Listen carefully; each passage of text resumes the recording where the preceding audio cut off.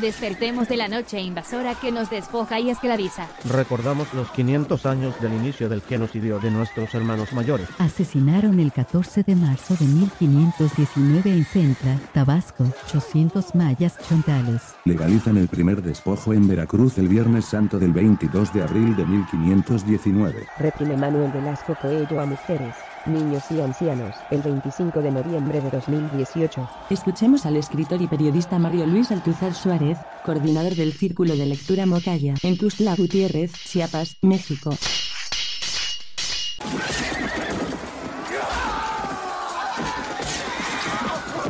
¿Y cómo fue? De cierto, no lo sé, y creo que nadie lo sabe a ciencia cierta. Hay indicios. Algunos ubican el inicio el 27 de octubre de 1492, cuando Cristóbal Colón, de 41 años de edad, llegó a tierras cubanas, procedente posiblemente de la actual isla de Walklin, en las Bahamas. Otros piensan que fue la expedición patrocinada por Diego Velázquez de Cuéllar, de 52 años de edad, al expedicionario Francisco Hernández de Córdoba, de 50 años, a Yucatán entre febrero y mayo del año 1517, y al año siguiente la de Juan de Grijalva, de escasos 28 años, y Pedro de Alvarado, de 33 años, a las costas de México.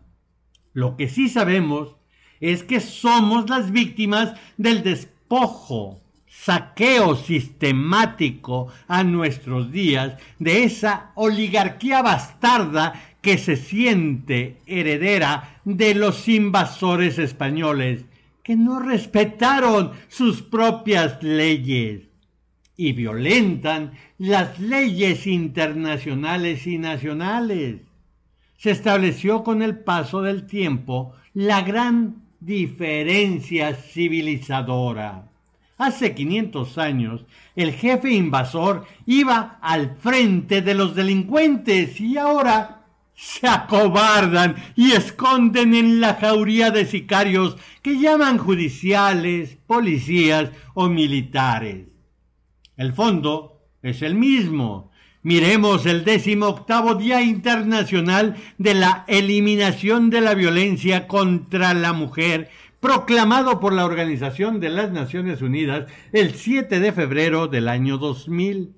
El traidor a su identidad sexual, Manuel Velasco Coello, escondido en el Congreso de Chiapas, ordenó la agresión represora contra mujeres, niños y ancianos, indígenas, normalistas y trabajadores del sector salud, como burla, primero, a los acuerdos internacionales de México que firmaron y aceptaron en la ONU el Día Internacional de la Eliminación de la Violencia contra la Mujer y que obviamente no respetó Manuel Velasco Coello. Una burla también a los trabajadores robados cínicamente por Manuel Velasco Coello en sus sueldos, prestaciones laborales y de los chiapanecos en general que les esquilmaron los presupuestos para medicamentos e infraestructura médico-asistencial, educación y los presupuestos para los indígenas que también fueron despojados de tierras y desplazados para que abandonaran esas tierras y así poder escriturarlas a nombre de la madre sultana que se llama Leticia Coello, originaria de Comitán y que es ni más ni menos que la madre del represor Manuel Velasco Coello. Es la herencia maldita de los vencidos a manos de los herederos de la oligarquía bastarda de delincuentes españoles que invadieron nuestras tierras, se refocilaron con nuestras mujeres, esclavizaron nuestros cuerpos atemorizados por el genocidio a base de espada, lanzas y arcabuces bendecidos por dominicos que justificaron en el nombre de su Dios el cadalso del Hijo del Hombre llamado Chontal, Mexica, Maya, Mocaya y tantos nombres más. Así, en nuestra verdad histórica tenemos la certeza del primer acto de corrupción cuando Cristóbal Colón intentó apaciguar el segundo motín a bordo de la Santa María entre el 9 y el 10 de octubre de 1492. Ofreció 10.000 maravedíes, unos 300.000 euros actuales, a quien avistara la tierra. El vigía Rodrigo de Triana, desde la Pinta, grita el histórico ¡Tierra a la vista! El 12 de octubre de 1492. Al intentar cobrar la recompensa prometida, se le negó bajo el argumento de que fue Colón quien avistó primero la tierra y no el vigía. Ni entre ellos mismos se respetan en su civilización depredadora. Y el indicio de que su cobardía la escudaron en la fe la encontramos en la consigna: hermanos y compañeros, sigamos la señal de la Santa Cruz con fe verdadera, que con ella venceremos. Que en latín se leía: Amici secamur crucem, y si nos muerimus vidim in oxignu vincemos, en la bandera insignia de los 11 barcos de Cortés que se zarparon de Cuba el 18 de febrero de 1519. También sabemos cuándo despierte el animal sangriento de los invasores para ubicar la fecha en que inicia el despojo oficial en México. Fue en la batalla de Centla del 14 de marzo de 1519, cuando asesinaron a 800 mayas chontales comandadas por Nuestro Señor de los 8 Leones. Tabasco. Habían sido estudiados militarmente desde un año antes. El 8 de junio de 1518, Juan de Grijalva desembarcó en la provincia de Potonchán y se entrevistó con el gobernante Tascop, a quien se dice le regaló su jubón de terciopelo verde y unas alpargatas color rosa. Sin embargo, ese 14 de marzo de 1519, Cortés llamó al escribano del rey llamado Diego de Godoy para que hiciera un requerimiento a los nativos exigiendo que lo dejaran desembarcar en el pueblo, tomar agua y alimentos sin pagarlos y que se sometieran al rey de España, que nadie lo conocía en estas tierras, llevándose a cabo la primera actuación notarial en México que legaliza el asesinato para despojar a los indígenas de sus propiedades, someterlos como esclavos y robarles alimentos y otros avituallamientos. Se abre el sendero de la invasión. Hay indicios del inicio de la invasión española a México. Desembarcaron bajo el mando del ambicioso ibero de 34 años, Hernán Cortés de Monroy y Pizarro Altamirano, el Viernes Santo del 22 de abril de 1519, en las playas contiguas llamadas Chalchicueyecán, por los indígenas mexicas, y bautizadas previamente como San Juan de Ulúa por Grijalva, en donde emerge a plenitud la ambición y avaricia de los invasores que desconocen sus propias leyes y crean otras leyes que justifiquen sus actos de barbarie. Fue ese mismo día en que el civilizado Cortés, en los arenales de Chalchihuecán, alienta a sus soldados a fundar la Villa Rica de la Veracruz, un asentamiento de chozas de palma con el objetivo de romper la legalidad que le sujetaba a Diego Velázquez de Cuéllar. Si recordamos que la ley española de ese tiempo establecía que si se fundaba una ciudad con cabildo, ésta era autónoma. Una vez constituido el cabildo, se extinguió la autoridad de Velázquez sobre los expedicionarios. Ahora se llamarían colonos, simplemente una figura retórica.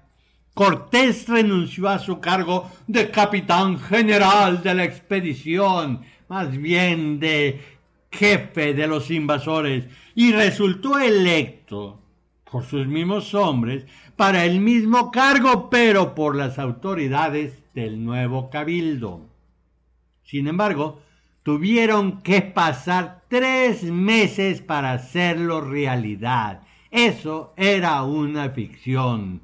Con el engañoso espejismo de esas casas de palma, se sabe que entre el 5 y 10 de julio de 1519 se creó la Villa Rica de la Veracruz, que eligió realmente cabildo y en forma inmediata para legalizar lo que ya eran un hecho, era de facto. ¿Y qué pasó? Pues que las otras leyes las violaron, no las respetaron. ¿Les suena parecido a nuestro tiempo? Parece que el tiempo se detuvo en México. 7 meses después del despojo oficial, porque ellos lo legalizaron con un escribano del rey, de acuerdo a sus leyes europeas, de invasores, no de acuerdo a las leyes mexicanas. No pagaron, no las compraron, las despojaron. Pero se registra 7 meses después otro hecho sangriento. Según justificaron, era una medida preventiva, en donde la sospecha justifica el asesinato de 6,000 indígenas desarmados, que conocemos como la matanza de Cholula, el 18 de octubre de 1519, cuando ya habían decidido despojar a los originales desde propiedades hasta identidad cultural. El civilizador Cortés sospechó que lo iban a emboscar. Los indígenas desarmados contra espadas, arcabuces y caballos fueron sometidos y forzados con el temor a una alianza con los invasores, pero una alianza desigual si tomamos en cuenta que ellos eran esclavos, los cargadores, y los otros los amos, los señores de a caballo. Así llega el Ibero y sus huestes criminales a la capital del Imperio Azteca el 8 de noviembre de 1519. Correspondiente al día 8 Ecat o viento del año 1 Acat 1 Caña, en el mes Quecholi, a la ciudad de México Tenochtitlan, construida en una isla del lago de Texcoco y unida a tierra por 3 calzadas principales, porque teníamos grandes arquitectos que en Europa ni siquiera podían tener esa tecnología. Se registra que Cortés y sus hombres fueron recibidos por el güey Tlatoani, Moctezuma Xocoyotzin y un amplio séquito, en el que se encontraban el Tlatoani de Tlacopan, Totoquihuatzin, y el Tlatoani de Texcoco, Cacamatzin, Cuitláhuac, Tetlepaquetzaltzin, Izcuautzin, Topetemotzin y algunos otros servidores. Tras una breve presentación, hubo un intercambio de regalos, pero un intercambio muy desigual. Cortés entregó a Moctezuma un collar de cuentas de vidrio que se llamaban margaritas, y el gobernante entregó al caudillo un collar con 8 camarones de oro. Así inicia el engaño en la historia patria. Posteriormente, los españoles fueron alojados en el palacio de Xayacat, cercano al recinto sagrado de la ciudad. Moctezuma era un guerrero experimentado, pero como hombre supersticioso, continuaba con la idea de que posiblemente sospechaba que los extraños visitantes eran semidioses. De ahí nace nuestra costumbre de agachar la cerviz ante cualquier extranjero. Se entrevistó de forma privada con Cortés y dio a entender, de acuerdo a diversas crónicas malintencionadas y totalmente reorientadas porque eran de los mismos españoles, la sumisión como vasallo del rey Carlos I de España, lo cual es totalmente falso por esas crónicas tendenciosas de los mismos españoles que trataban de explicar y justificar todo su saqueo. El temor infundado para rendirse a semidioses, la desunión en la envidia y frustraciones internas y colectivas se perfila entonces como las causas que permitieron el despojo de nuestra riqueza y nuestra identidad cultural. Han pasado ya 500 años desde que inició la invasión española. En 2019 se cumplen esos 500 años y se legalizó, según sus propias leyes, el asesinato, el saqueo y el despojo. Y lamentablemente, los supuestos herederos de esa oligarquía bastarda y criminal llamada familia chiapaneca en 1950 persisten en las prácticas ancestrales con la agravante de impactar la perspectiva de vida de la humanidad con el llamado Tren Maya, que va a despojar a indígenas en la selva lacandona, en Campeche, en Yucatán y en Veracruz, y al deforestar, terminar con lo que queda de la selva lacandona, acabar con el tercer pulmón del planeta que le permite respirar a la humanidad. Es un ecocidio de dimensiones mundiales que quiere cometer Manuel Velasco Coello, asociado con su protector Andrés Manuel López Obrador. Por ello recordamos que Vladimir Ilich Ulyanov a sus 47 años publicó en 1917 su libro El Estado y la Revolución, en donde señala, según Marx, el Estado es un órgano de dominación de clase, un órgano de opresión de una clase por otra.